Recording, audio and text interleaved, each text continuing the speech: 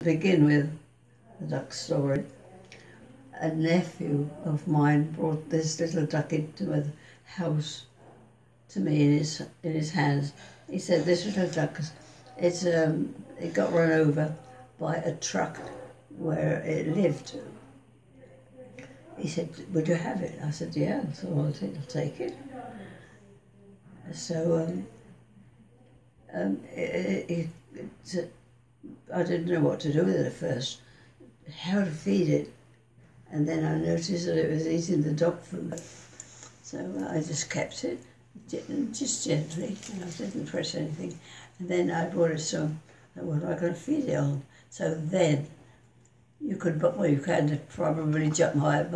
gentles. Gentles, do you know what they are? Mm. They're what men go fishing with. They're tiny little wriggly worms. So I bought sixpenny worth. I saw sixpenny worth at the time. Then it got bigger, and I was able to feed it. Go to the dog's food, have some dog's food, cat's food, you know. And I respected it, but not in the living room. That was a no-no. So I had to make a board to stop it going over the top. That would have been too much.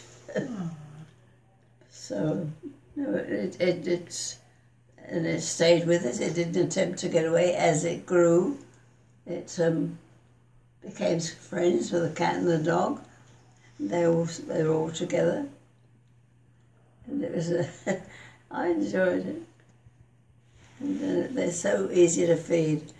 And then it would fly a little bit. The bigger it grew, the bigger it flew. The more it flew, and then it go down again because it couldn't come any further. It just go up and down. See, it wasn't strong enough. So I knew it would go back to where it came from. It was about a couple of miles away.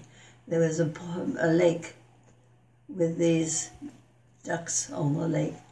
And I knew that's where it would go, or at least I felt so. So I just kept it up like that, and I could do anything with it. I was still on my feet when I was at the kitchen sink, you know, doing it. I said, "Get off," he said, "Get off." But not hurt it, of course. So it was a nice experience. And one day he flew away. But, and one day he flew away.